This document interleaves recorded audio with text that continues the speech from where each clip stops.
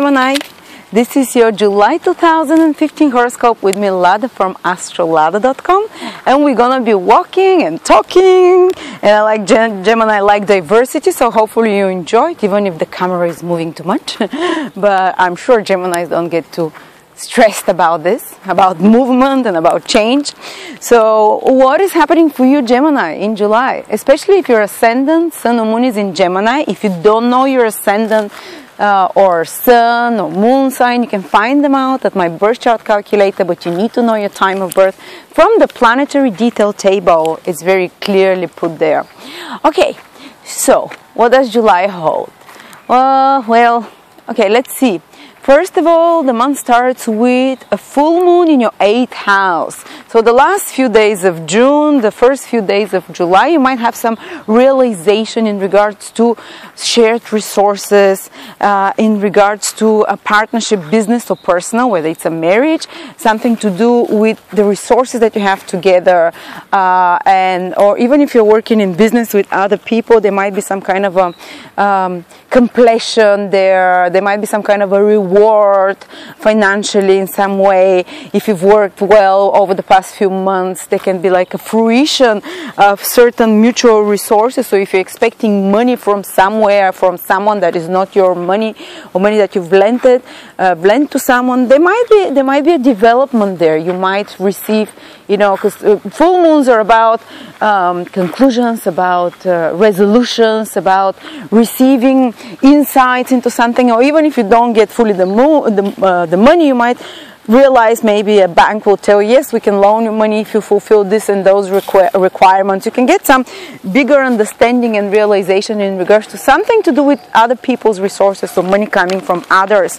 And it's also 8th house rules secrets, especially secrets with partners, personal or business. So there might be something that comes to the surface, like a realization, which can bond you even more, or which can create a rift, depends, you know.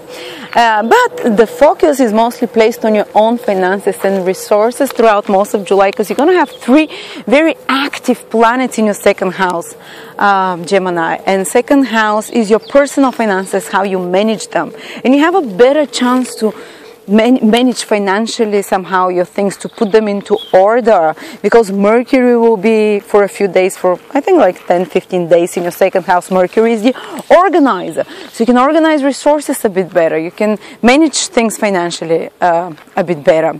Mars and the Sun will be in your 2nd house, and Mars and the Sun are very masculine, active planets, so they require you, oh my god, so they require you to take action.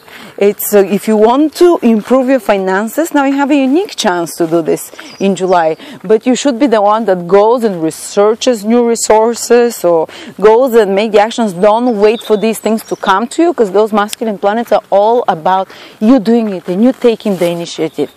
Also you can have a bit more expenses, because those 2 planets, you know, masculine energy is outward. It spends, it creates action and movement. So you might be getting money, giving money, making, but also having new ideas and new initiative in regards how to make money.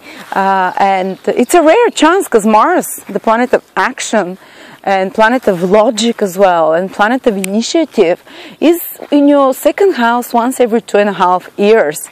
The 2nd house from ascendant in particular, but to a lesser degree from the sun or moon, you can still feel its influence. So once every 2.5 years, you have this rare opportunity to get things moving in regards to your finances. And this can mean actually spending some, because Mars is a planet that, you know, doesn't just give, it takes as well, because it's a bit of a malefic. So you might have to do some investment and spend on maybe on some resources, spend on some investment, whether it's to buy something for your business, or to buy maybe even a course or whatever, which will later improve your finances. But now is the time to act. But be careful that also people are a bit more when it comes to Saturn, when it comes to Mars and the Sun in your 2nd house. You might feel a little bit more like your fingers are a bit more open, and you're spending a bit more recklessly, and for taking decision very quickly and jumping with both feet, you know, so to speak. But if it's in something that you're investing for the future, that's great. If it's in something that will later bring you financial improvements and financial growth, you have the green light. But otherwise, you might have some other expenses in regards to personal pleasures or personal objects, which might not bring you further growth or further financial expansion after that. This is the problem where you can spend a little bit more. Also, second house in ancient astrology rules your support system, your very close family, and those maybe one or two friends that you consider almost that a part of a family that you can always turn to for money or for whatever, you can always turn to them with your problems. This is like something that supports you. The second house supports us, the people that support us very strongly, which is family and one to close friends. And with those active planets there, you might be very active with those planets in July, with those people, or you might even have a little bit more of a power struggle and a clash there. Because, the planets Mars and the Sun, they're a bit power planets. They're not planets that just step on their toes around others. These are planets that clash heads, and they, you'd want to speak what you want, and they would say what they want, and this can create some confrontation. But eventually, again, it's nothing long-lasting. It's going to have positive effects. Okay, let's see what else is happening. You have Venus and Jupiter in a very close conjunction the whole month of July in your third house, Gemini. And third house is very you. Third house is the house of Gemini because it has the same energy as Gemini, the third sign. And third house is all about talking, communications, and those two benefic planets make sure that you attract very easily third house things. So even without making an effort, the second house things you have to make an effort. Finances, you have to push through, you have to initiate, you have to sort out problems there because of the two masculine planets. But those two beautiful, very feminine, very kind of magnetic planets in your third house make sure that everything in regards to third house matters happens smoothly for you in July. And what is third house? First of all, it's associates. You can create new associates now. And these are not friends, these are people that you can work in a team with. Maybe you already have a team at work, teammates, co-workers, playmates that you can cooperate very well, and they can be a source of help and support in some way right now for you. Or third house rules your siblings. Something good can happen in the life of your siblings or relatives in some way. Third house rules relatives.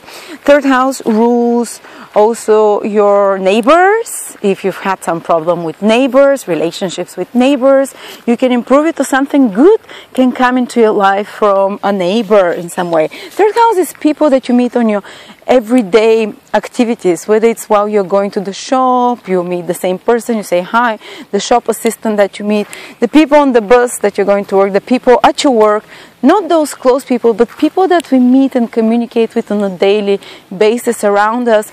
This can become a source of some kind of a good mood, improvement, even some kind of gain and opportunity. So pay attention to those people, be kind to them, because something good is coming to you from them. Classmates, teammates again. People that we don't necessarily choose to be in an environment with, but we're placed there because they're part of our environment, of our daily activities. So these people become a source of good. Also people, if you are Gemini who is in marketing, who is in advertising, who is in writing or speaking in any way, this is third house. Do it now in July. Any such kind of things, because they will happen so easily, so smoothly. You might get a great idea for a great ad that brings you more clients, or you might network now, create a Facebook account which attracts more associates, which attracts more contacts towards you again. Also, if you want to promote a business in some way, it can happen very positively, very auspiciously for you. While Venus and Jupiter are triggering your third house. People who, if you're going somewhere on a trip, short trip in particular, this can be very positive, because these two lovely planets are there in your third house of short trips as well. And also you can even meet love. If you're single, because Venus will be in your third house, you know, and Jupiter there, it becomes double powerful because Venus is love, Jupiter expands whatever it touches. So the possibility of love in regards to third house places becomes bigger. And what does that mean? Well, people from your environment, maybe while you're going to your work, you can meet someone, maybe at your work, you know, in your environment, maybe at your school, maybe while you're going shopping around, you bump your trolley into someone, or maybe your neighbors invite you and through that you meet someone that you like, or maybe you're walking around your neighborhood like I'm doing right now, and if I was Gemini and it was July, I might bump into someone that there's something romantic happening there, you know. It's like in this everyday environment, wherever you visit places, you know, this can become a source of certain romance or gain or something positive happening for you. Also, third house rules skills that we learn. Skills like, and it's good now to learn some creative skills, because Venus and Jupiter is a very creative planet, resourceful, and Venus is very resourceful and very artistic planet. It's the planet of harmony and balance. So if you always wanted to draw, if you always wanted something to do with more artistic, more pleasurable skill, whatever it is, pleasurable skill sets, third house is skill sets. Now it can come to you now. You can get the inspiration to finally do it now, Gemini. And I know a lot of you Geminis in June and even in May had a bit more hectic time with Mercury retrograde, but things kind of calm down around July. They become smoother and easier. Saturn is no longer also aspecting your sign, so you're taking a breather. So July is more relaxed time for you in a sense. And you can get, as I said, more hectic in regards to financial matters, and you can have more communications than other times. And third house also rules people that you might go to coffee with, people that might call you on the phone. So these things are auspicious for you. The way to relax for you in July is, you know, get in touch with friends, talk, communicate with them. I don't know, go together for short trips, go for picnics. This is very much third house activities. It's like light banter, communications, exchange of information. You might benefit a lot also. Third house is like reading something or watching something. Say third house is media. People who are in media will benefit a lot from Venus-Jupiter conjunction. People who are teachers or writers in some way, they can have great inspiration happening to them now. People who are marketing advertisers, we talked about that. Okay, so this is what I see for you, Geminis. Those of you who have their Gemini ascendant only in the last 10 degrees, basically from around 20 to 30 degrees in Gemini, only the ascendant sign though. To a lesser degree, the sun or the moon. The ascendant is much more directly related to love and relationships. They can have something very positive come to them in their life from partners and from relationships.